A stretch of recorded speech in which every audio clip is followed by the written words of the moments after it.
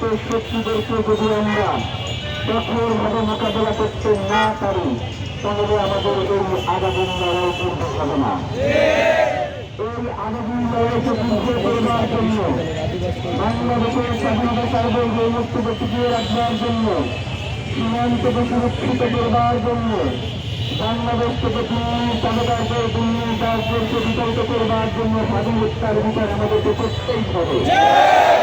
এখান থেকে কোনোভাবেই কিছুটা হওয়া যাবে না। আজকে ঢাকা বিশ্ববিদ্যালয়ের রাজভাস্কর সরাসরি আব্দুল জাবের ভাই কিন্তু বলছেন।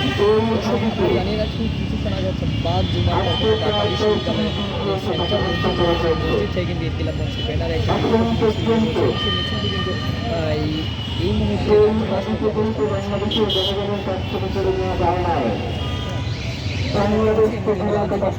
এমন কোনো পরামর্শ নাই যারা বাংলাদেশের মানুষের মন থেকে দিতে পারে। বাংলাদেশের মানুষের কাছে একটা সম্মানের নাম, বাংলাদেশের মানুষের কাছে আরবির নাম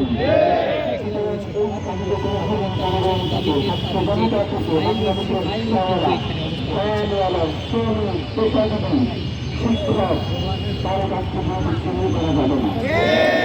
আপনারা জানেন 12ই ডিসেম্বর 2025 সালে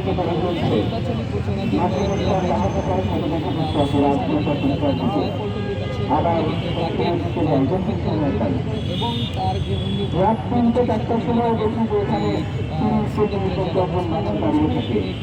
18ই ডিসেম্বর এবং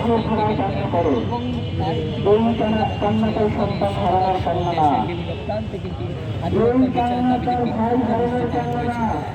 আজ এক মাস পার হয়ে যাওয়ার পরও কিন্তু আমরা দেখেছি সেই কিন্তু বিচার হয়নি।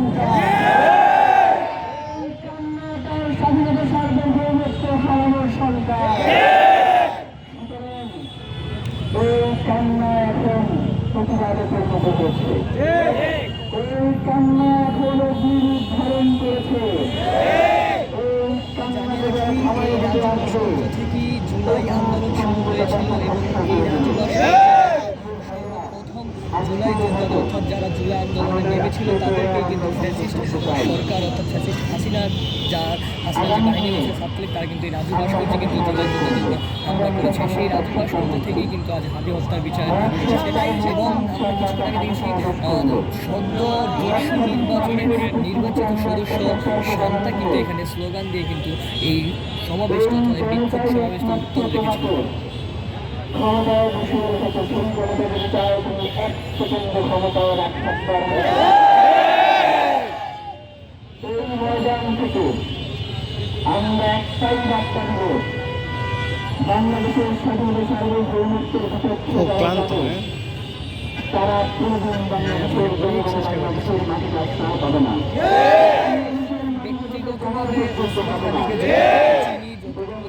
ওসমান হাদিবার সাথে কতবার দেখা হয়েছে, আমি এই মুহূর্তে কিন্তু ওসমান হাদিবার প্রতিটা গুণ কিন্তু আমি আব্দুল জাবের ভাইয়ের প্রতি দেখতে পাচ্ছি। আব্দুল জাবের ভাই মনে হয় ওসমান হাদির একটা বিকল্প কপি, কিন্তু ওসমান হাদি কিন্তু একজনই ওসমান হাদির বিকল্প কিছু হয় না। কিন্তু তারপর আব্দুল জাবের যেন এই মুহূর্তে ওসমান হাদি আরেকটি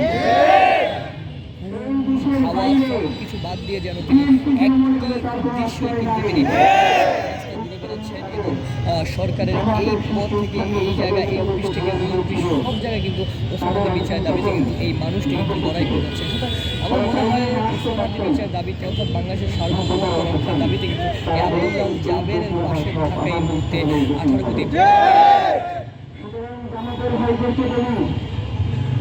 বাংলাদেশের বাইরে বাংলাদেশের স্বাধীনতা সার্বভৌমত্বের বিপক্ষে কোনো অবস্থান আপনারা গ্রহণ করবেন না। আপনারা বাংলাদেশের সেখানে কিন্তু যত পুরুষ রয়েছে তার সমান কিন্তু নারীদের উপস্থিতি আমরা এখানে ছোট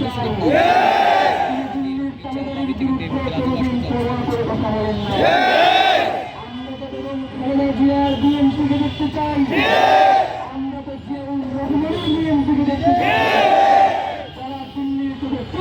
কথা বলেছে আমরা কোনো দেখতে চাই না। সাথে আসবেন না ইনশাআল্লাহ। হাজির সমাবেশে পুরো বাংলাদেশের জনগণ জানি নাকি ইনকিলাব মঞ্চের আব্দুল্লাহ যাবে বা কিন্তু কিছুক্ষণ আগে ঘোষণা দিয়েছেন যে খুব শীঘ্রই হাদিস সমাবেশ অনুষ্ঠিত হবে ঢাকাতে। সেই হাদিস সমাবেশে কিন্তু আমরা মানুষের উপস্থিতি দেখতে চাই, সেটি প্রত্যাশা রাখছেন আব্দুল্লাহ যাবে। তাদেরকে মেরে ফেললে আমাদের লড়াইকে থামানো যায় না।